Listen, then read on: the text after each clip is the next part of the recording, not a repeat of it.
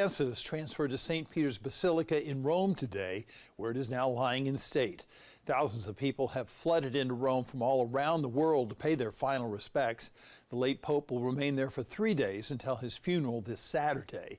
Meantime, in remembrance of His Holiness, the Diocese of Charlotte celebrated a Mass for Pope Francis at St. Mark Catholic Church.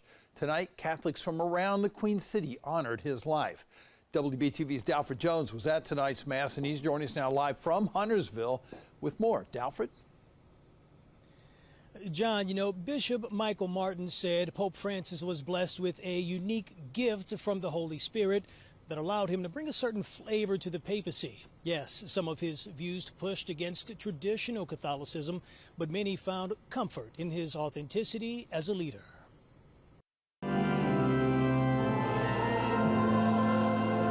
On day 3 of 9 of official mourning in the Universal Catholic Church, the Diocese of Charlotte honored Pope Francis with a special Mass Wednesday. As we mourn, we also recognize our brokenness and the brokenness of the world.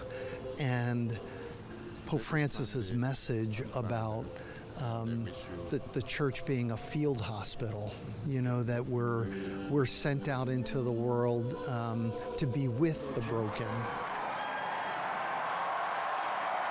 Pope Francis would make his final public appearance on Easter Sunday, where he spoke of renewing our hope for peace, reviving our trust in others, and called for a ceasefire from Gaza to Ukraine.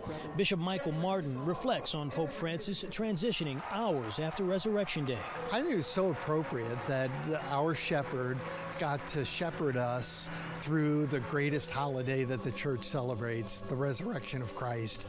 And then, as if to say, my work here is done, he died the next day. I think that's beautiful. If I could go out that way, I would. His Holiness held the highest office among Roman Catholics for 12 years. He was the first Pope of Latin American background and the first Jesuit to become Pope. Donna Smith remembers him as a Pope of the people. Well, I'll never forget an interview I watched with a church full of people, and he was just sitting there talking to them and asking them questions. How many of us get a chance to be asked a question by the Pope?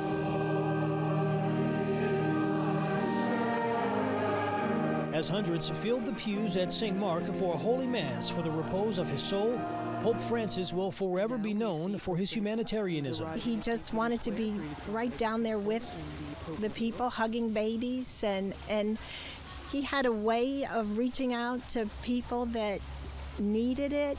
I think his true love of Jesus and allowing us to see in him a facet of the life of Christ that invites us in, that welcomes all of us, whoever we might be.